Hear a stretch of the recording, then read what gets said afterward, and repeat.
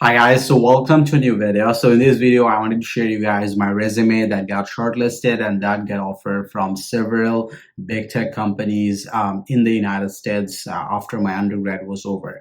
So the goal of the video is to show you guys how I would break down the resume. Why did I put down certain components and what the elements of the resume that I think was the highlight behind getting selected for interviews and eventually getting offers, and what you will be able to do and take away for improving your resume as well. So without further ado, let's get started.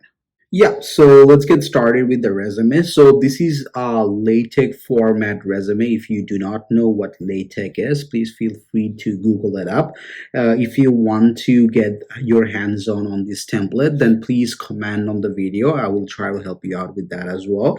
So over here, yes, you can see I've started with my name. This is very basic. You will have to, like, if you are making a resume, then you can do that. So you can see that I wrote my entire name. However, if you choose to just write your first name and middle name, then it's also fine. You can also technically do that if you want to. The second thing, you will see that on this section over here, I wrote down my information. So if you are looking for a job in the United States, then please do not write your personal information like your house address and your phone number. However, feel free to add your LinkedIn, your GitHub if you have any, your website if you have any, as well as your email address. So your LinkedIn as well as your email address is basically the way recruiters will be able to contact you if they shortlist your resume, and your a website as well as your GitHub is basically the way for them to verify your skill sets and your projects. So very helpful. I would highly recommend you to do that. So the very first section that I have on the resume, as you can see, is the education section. So since you are, I'm guessing you will be like college students, maybe looking for internships or maybe looking for your first job out of college, education would be the very first section that you're going to have in your resume. I mentioned the place that my university is located as well as the graduation date. So those are also key information that you need to put in. Also remember that I wrote the name of my university as well as the degree that I studied, and any minor that you may have. These are like some stuff that are very basic, that you should write on your resume. However, I want to emphasize on this specific part over here because this is not something that is very well known, but I want to clear that part. So I wrote advanced GPA, which was 3.9 for me out of 4.0. So what does advanced GPA means? So advanced GPA basically means it's the last two GPA of the last 2 years of your undergrad. So it's a GPA of the last 2 years. I wrote down advanced GPA instead of my overall or CGPA. The reason I did that is because my overall GPA was a little bit lower. It was around 3.71. However, my advanced GPA was 3.9. And I felt like it was a better reflection of my academic career, because the reason my overall GPA was a little bit lower is because of poor academic performances in just one semester. So I didn't necessarily think it was a fair reflection of my academic readiness.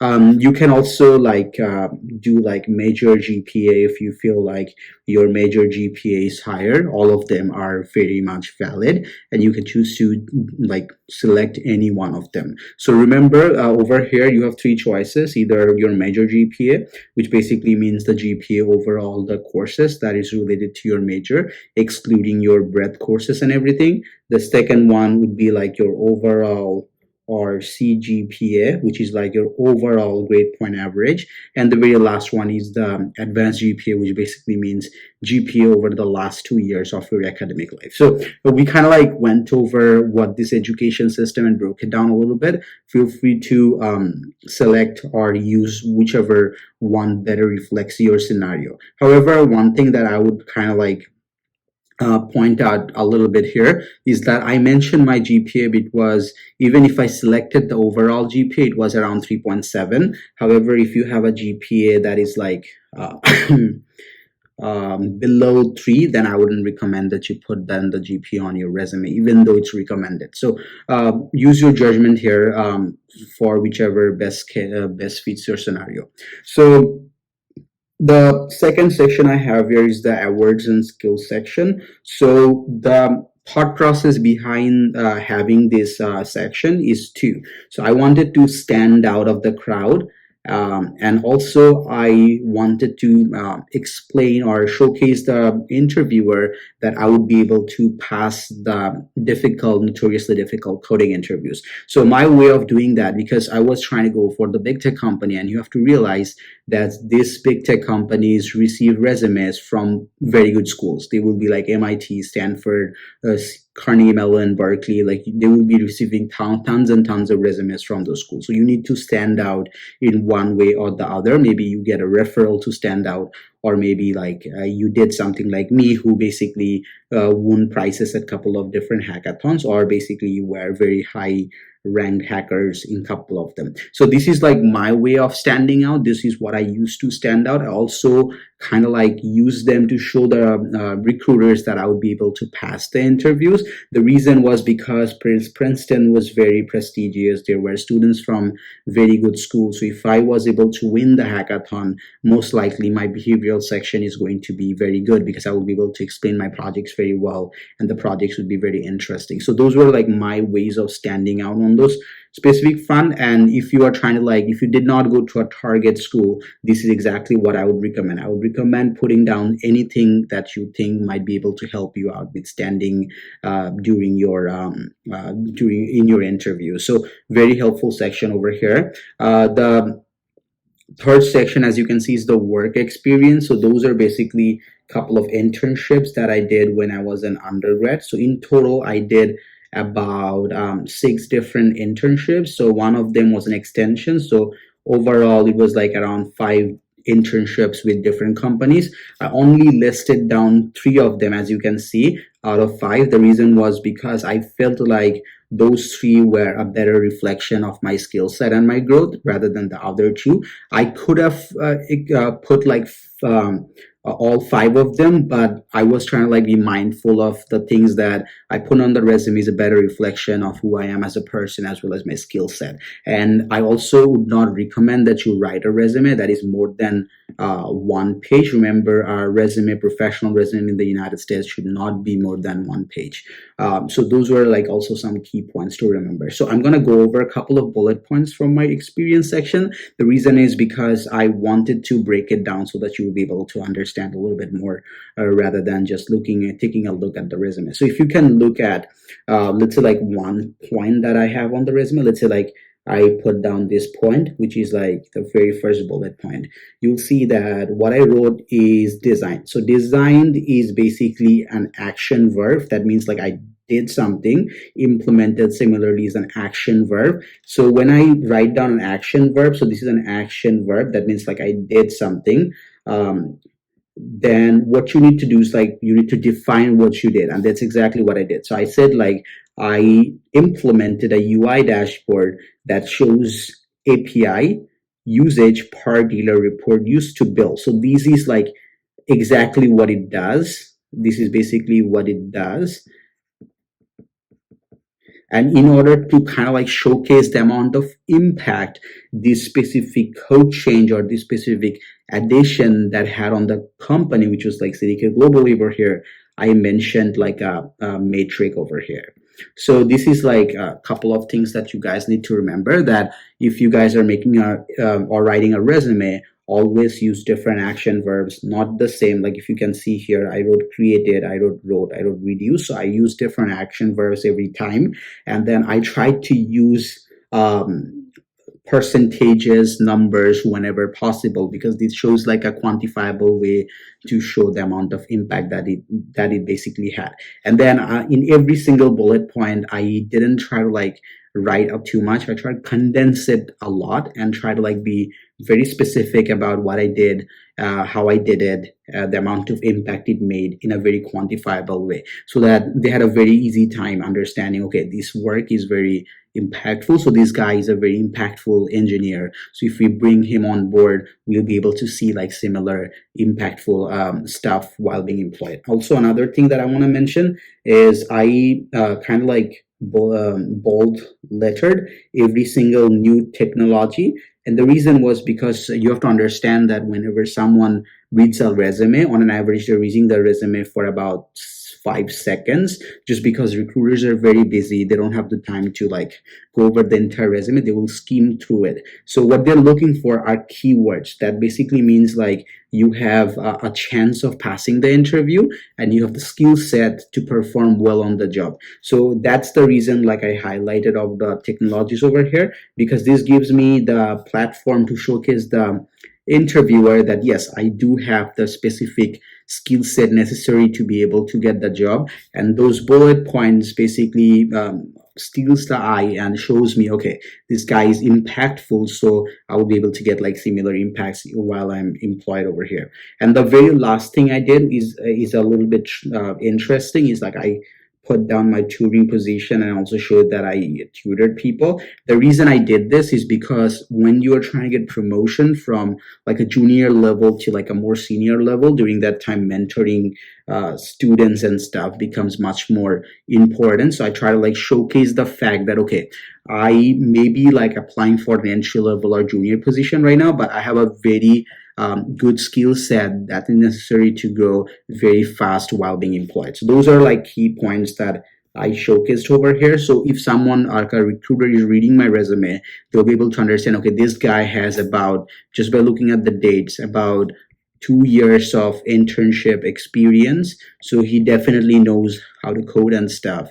He also was very impactful and he knows how to also work in a team.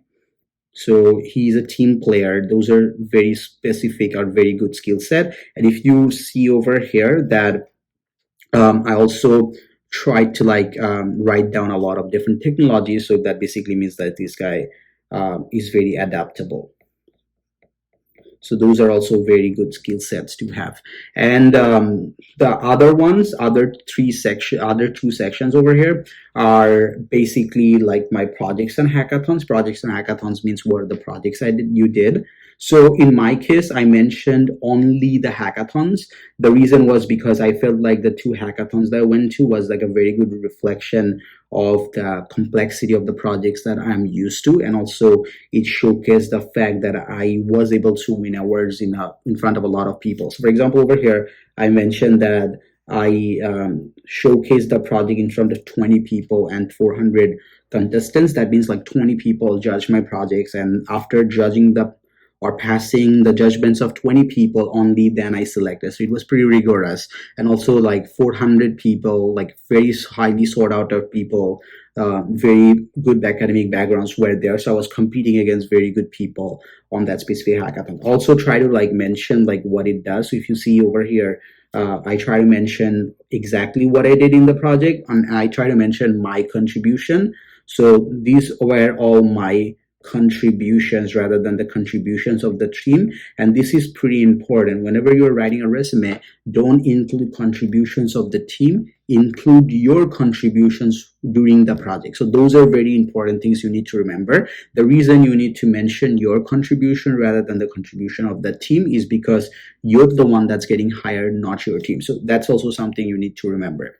The other fact is over here, I mentioned my leadership and entrepreneurship. So big tech companies or companies in general, they really like leadership qualities, because it basically means like you're going to be taking initiative whenever needed, and that's a very desirable trait to have in a candidate. Also entrepreneurship I mentioned over here, and this is like a very old one. As you can see, like this was something I did before college. The reason I mentioned over here is because it shows that I'm a very go-getter. That basically means like um, if I have a need for something, I will do it. And every time I do something, I try to be very mindful of my time, and also try to be like very very successful over it. So as you can see, like I started a $5 investment and was able to generate 30,000 in profit, and it was like around 6,000%. So it was pretty impressive. I also was able to talk to clients. This is also pretty important, because software engineers is like a two-folded job. the first one is a little bit technical, and the second one is people. People means understanding your customers, understanding the people you're writing the software for. And I try to like showcase the people part in this specific section, like the entrepreneurship as well as the leadership section, that I can understand people. I do understand product. I have experience dealing with people, working with people, so on and so forth. So the earlier part was much more about explaining like I do have the technical background, and this specific portion was more towards like I have the people skills needed to be successful at my job. So like I mentioned here, like over here you can see that I created a organization at Texas Tech.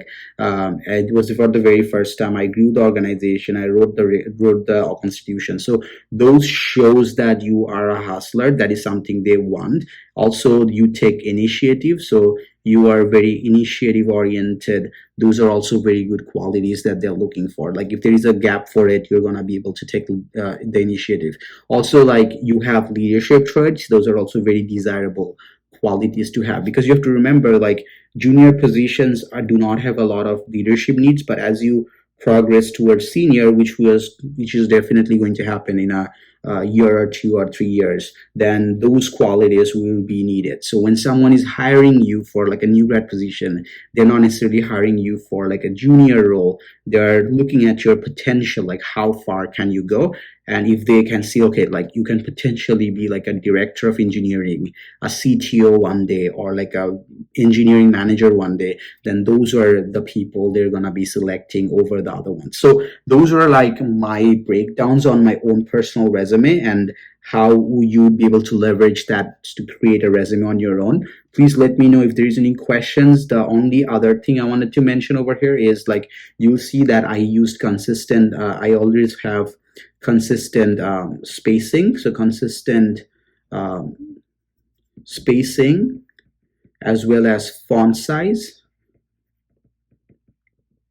font, and it's very consistent. It looks very good to the eye, and those are very important points to remember, because you have to remember that our resume only gets read by a recruiter for about 5 seconds. You need to draw their attention, so it needs to be very much easy to read to the eye. So those are some things that you need to remember, and the formatting is also like proper. So I hope that you guys are able to get like a lot of value out of this video, and thank you so much for watching it. I will see you guys in the next one. Bye.